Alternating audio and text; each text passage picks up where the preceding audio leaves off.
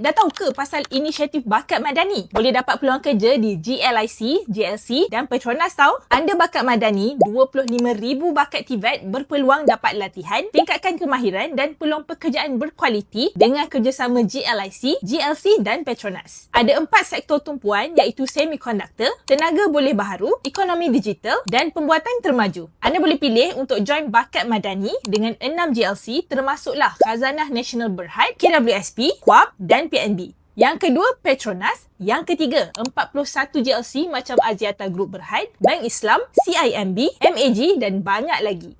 Kalau minat nak mohon, anda boleh pergi ke portal Bakat Madani di www.mof.gov.my. Dekat bahagian rakan pelaksana, tekan kotak company yang anda berminat dan teruskan penyertaan ikut langkah yang dipaparkan. Repost video ni supaya lagi ramai lepasan TVET tahu juga. Kalau tak nak terlepas bantuan yang anda layak, cek dekat semak.isartra.my sekarang.